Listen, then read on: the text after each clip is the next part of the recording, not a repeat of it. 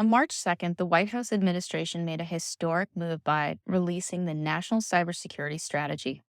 This is the first time the US government has taken a stance on product liability with regard to software.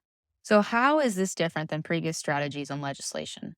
Under this guidance, which will likely become legislation in the future, companies would no longer be able to blame an open source developer of a component integrated into a commercial product. This means organizations that create and use software must employ rigorous methods to prevent bad outcomes and take full responsibility to protect the consumer. This signals the US government will move towards legislation establishing software product and service liability. It will prevent manufacturers and software publishers from fully disclaiming liability by contract. What this means is that unless you can prove you've done something to patch vulnerabilities and report on them, you can be held accountable for selling software with bad OSS components. So, what are some of the key callouts?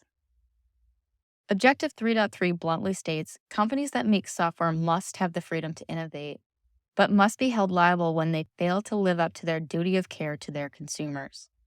Responsibility must be placed on stakeholders, not on end users or pen source developer of a component that is integrated into a commercial product.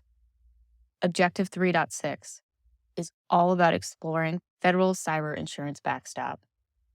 When catastrophic incidents occur, it is on the government to stabilize the economy and aid in recovery.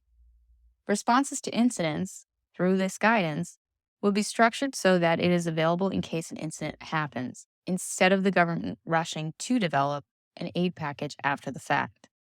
This is designed with the intention to make the nation more resilient when incidents occur.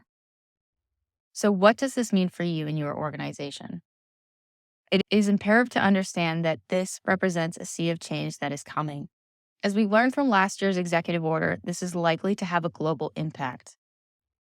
It might be some time before legislation is drafted, best practices clearly codified, but if you aren't in a place now to get things ready for that eventuality, what are you waiting for? The clock is ticking. This is Katie Grigg in Alexandria, Virginia. Search for and subscribe to It's 505 wherever you listen to your favorite podcasts.